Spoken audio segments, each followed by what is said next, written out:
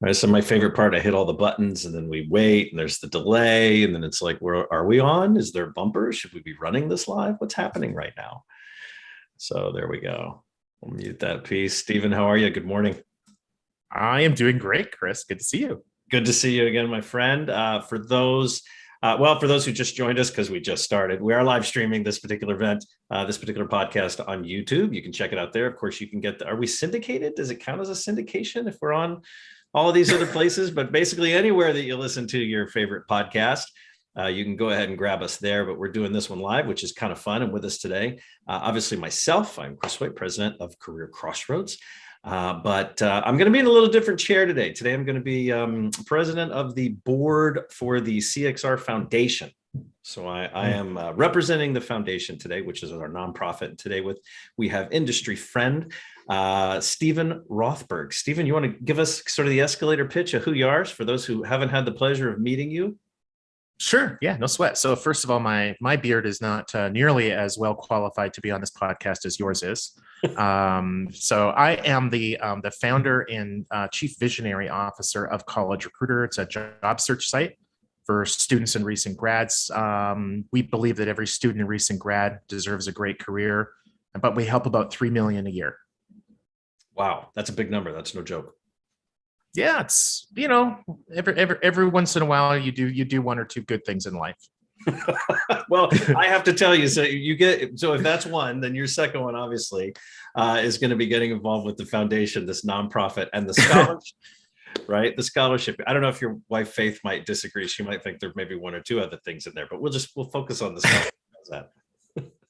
Well, I think she would think that the busier I am at work, the better it is. So yeah, she was definitely supportive of it. I love it. That's great. Well, she's lovely, and we should have had her on too as well. Instead. As well. So, look, for those who don't know, last year the foundation did a college scholarship. We did this for the field of TA. The idea was for a child or relative of someone within TA to receive a $10,000 scholarship, awarded directly, obviously, to the school and all of the fun stuff that goes with that, but to just assist, right? Because we know college is not cheap. And so this was just one of the ways the foundation thought that they could sort of pitch in. And now we're in round 2 of this piece. And Stephen, you are on the committee, the selection committee, yes, for the selecting all of the applications that come in. Do you want to talk just a little bit about sort of that, how that's going? Yeah, sure. So we had a couple of meetings in late 2021. I'm kind of like thinking in my brain, okay, when I write a check, I think actually maybe I haven't even written one yet this year, but what number to put down? It's like COVID time, right? I'm just going to interrupt you because in the green room, when we were just chatting, you said a statement that gave me chills. You said, well, 2 years ago during COVID. Yeah, it's is it 2 years ago? Is it 20 years ago? Is it 20 minutes? It's hard to remember what the timing is, but yeah, so there were a group of people that were invited to be on the committee. I was fortunate enough to be one of them. Basically, our role initially was to sort of take the vision of the foundation, the sort of the general, this is what we want to do, translate that into more nuts and bolts, to have like a series of sort of rules, who exactly would be eligible, what the selection criteria would be, how the process would work, the dates, that type of thing. And even just managing expectations. Do we want 10 applications, 100, 1,000, 10,000? What are we looking for? Because that then drives the criteria. The broader you make it, the more you publicize it, the more applications you're going to get. One of the downsides to that, of course, is then you get a whole bunch of disappointed people. So hopefully we struck a pretty fair balance. Yeah, I love that. And I think the call out for this, just to be clear, is that it is offered to people connected to anybody in talent, right? So it's nephews and nieces, it's children, or the talent professionals themselves, which I think may have been a little bit overlooked last year. So it's literally anybody in that umbrella or that community of talent, right, that we call family. Yeah, there was a discussion of, is this a scholarship just for somebody who is, say, in a HR training class, whether it's a certification or a degree or something along those lines. Is it, if it is, does it have to be a bachelor's degree? Is it associate's okay? What if it's a Google certification? Anything along those lines. And then, of course, is it just for that person? What if it's a spouse, a child, a parent, and essentially, friends and family? More family, not so much friends. No, the guy that you spilled your coffee on last week on the bus. No, he is not eligible. He might not be your friend. At least not from that. Yeah, I mean, kid, parent, grandparent, somebody along those lines. If you're in talent acquisition, clearly, if they're in talent acquisition, and it's going to be, it's going to be some very meaningful assistance to some lucky people. Yeah, and I think fortunate. Fortunate. I like so the whole point of it is to help carry a little bit of the weight, lighten a little bit of that financial burden for the TA, the family, right? The TA family. But talk to me a little bit about, does the discipline of study or degree come into play there? Yeah, so the there has to be like that connection, that family connection to somebody in talent acquisition, right? So a recruiter, an HR manager, an HR generalist, a senior VP of talent acquisition, or somebody that is working for an affiliated organization. So if you work for a job board or a conversational AI company, an ATS, something along those lines that is that's in the talent acquisition field.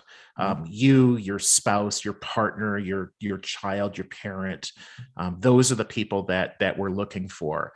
And we've had a pretty good response so far yet. I personally haven't seen any of them yet because we're not yet at the deadline.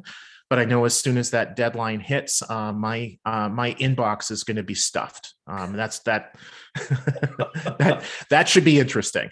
Well, I think the last number that I saw is there are now over 400 applications that have been submitted so far, and those of you on the committee, the small but mighty committee, have decided to extend that deadline, and I think it's out until February 10th.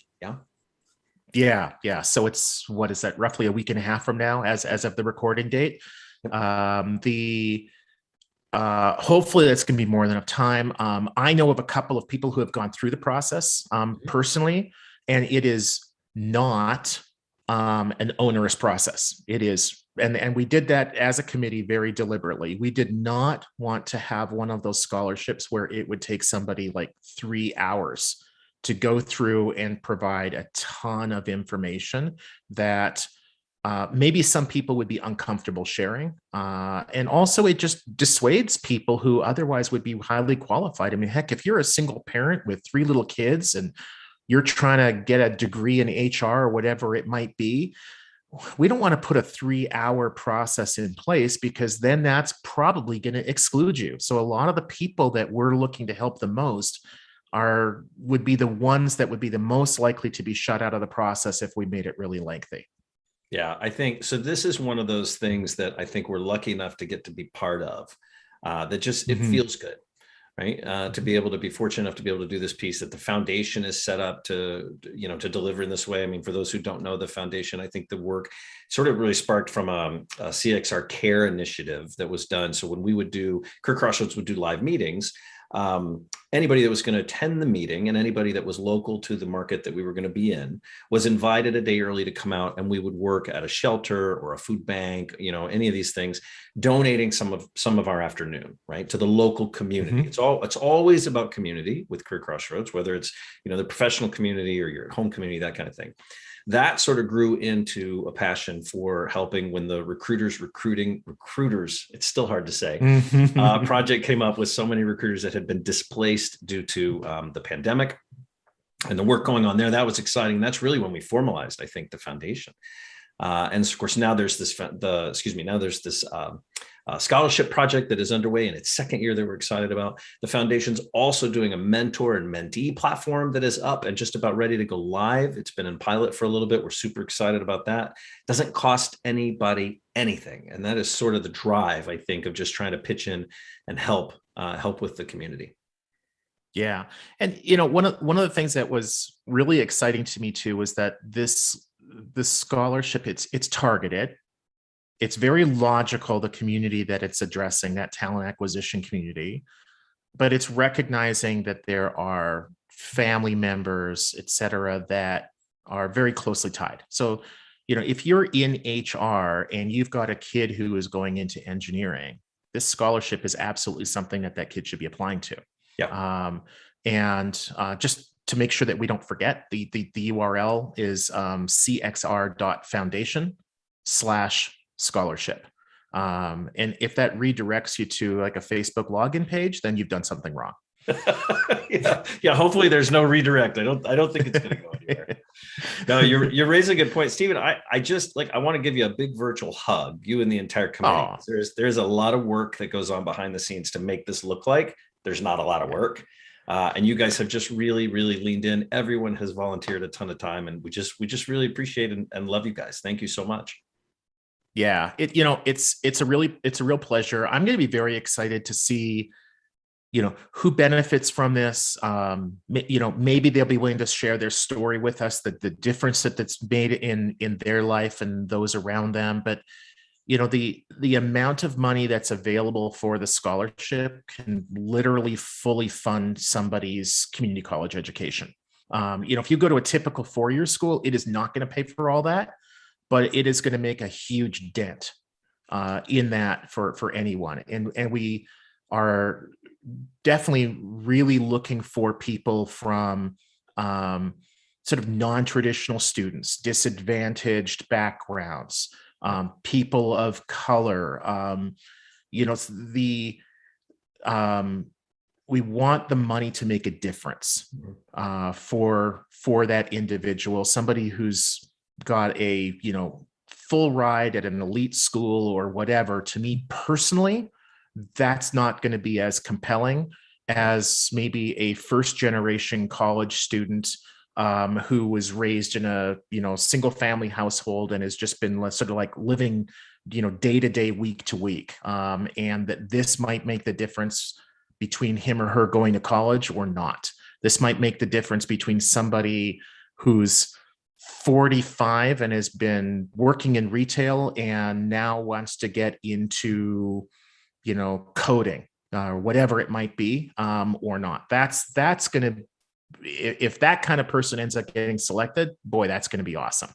Yeah. Well, and, I'll share with you, we learned this last time because the questions came up for parents or professionals who might be concerned about how that income comes in. That check from the foundation will go directly to the college, and it is not taxable income for the individual. So you do not have to worry about not getting the full $10,000 applied to school. You do not have to worry about paying taxes on that as income.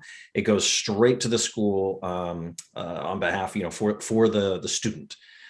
So if that's a concern, I know last year that came up and, we were kind of scratching our heads going, oh gosh, and actually pretty easy to figure out. You could tell it was our first year last year and sort of playing in that space. But for anybody who might also have those questions or concerns, if you've got other questions or concerns you're anxious about, obviously at cxr.foundation, you can sort of bring those up. There's a contact us page out there. You can just shoot a note over. I think also hopefully I don't misspeak here. I think we've got an info@cxr.foundation email address. So you can send some stuff there if you've got questions about it. But the process, the application, you got to go through the website at cxr.foundation/scholarship.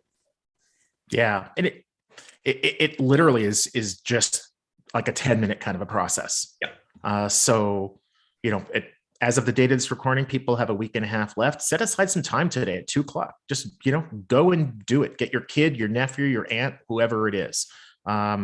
This is this is not a lottery kind of thing where, we're going to have like 10 million people applying and your odds of being selected are really small.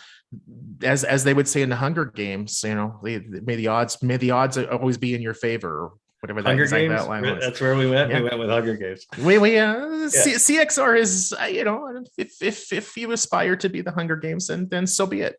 All right, Katniss, look, I'm really glad you're on. As a parent who has paid for 2 kids to finish college, let me tell you, this is free money. You're crazy if you ignore this. If you yourself are going, or if you've got a kid that's going to school or a family member, you're nuts if you don't do it. Steven, thank you so much for not just for being on the show and kind of sharing, another 15 minutes of your life with us, but also for all the work you and the entire committee. We'll have to get the rest of them on as well that go through and do this stuff and stand this up for the community. We appreciate you, man. Thanks so much. My pleasure.